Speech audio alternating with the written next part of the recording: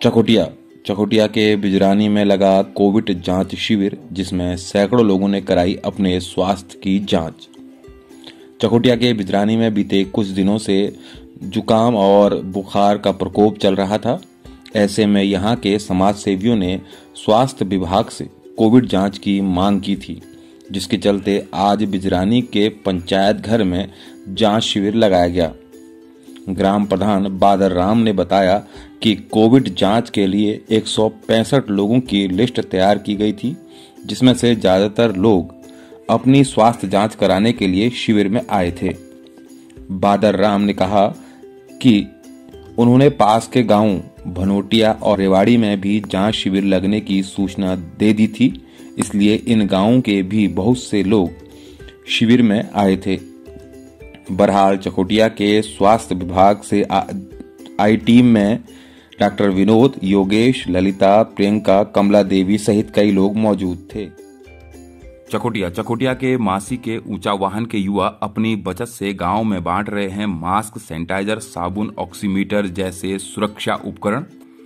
Covid के प्रकोप के बीच सामाजिक राजनीतिक संस्थाएं, कंपनियां सहित अन्य लोग तरह तरह से समाज सेवा में जुटे ही हैं, लेकिन चकोटिया के मासी के ऊंचा वाहन के युवा अपने बचत के पैसे से ग्रामीणों को मास्क, सैनिटाइजर, साबुन, ऑक्सीमीटर इत्यादि बांट रहे हैं। गांव की जो महिलाएं व पुरुष मास्क या सैनिटाइजर का सही तरीके से इस्तेमाल करना नहीं जानते हैं, ये युवा उन्हें इनका उपयोग करने का तरीका और महत्व को भी समझा रहे हैं। इसके अलावा ये युवा गांव के अकेले रह रहे या असहाय लोगों की भी हर तरह से मदद कर रहे हैं। गांव के इन युवाओं ने ऊंचा वाहन युवा सेवा संगठन नाम से अपना एक संगठन भी बनाया है। इस संगठन से जुड़े युवाओं ने बताया कि कोविड की वजह से लोगों का ऑक्सीजन लेवल गिर रहा है, इसलिए इनकी योजना गांव में ही 2 ऑक्सीजन कंटेनर लगाने की भी है। हालांकि फिलहाल इन युवाओं के पास बजट की कमी है, लेकिन अपनी योजना के प्रति ये दृढ़ संकल्पित हैं।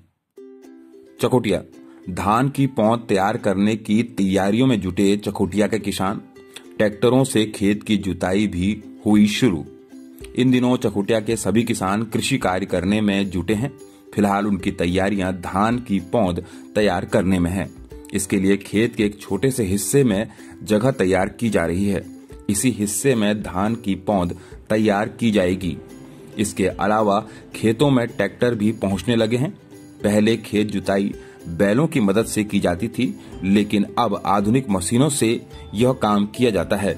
बहरहाल कृषि कार्य में तेजी आने की वजह से इन दिनों किसानों का ज्यादातर समय खेतों में ही कट रहा है।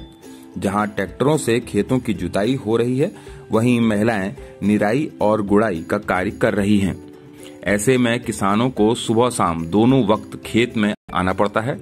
इसके अलावा किसान खाद बीज की भी व्यवस्था करने में जुटे हैं। किसानों ने कहा कि इस बार बारिश अच्छी होने की उम्मीद है, ऐसे में उनकी फसल भी अच्छी होगी।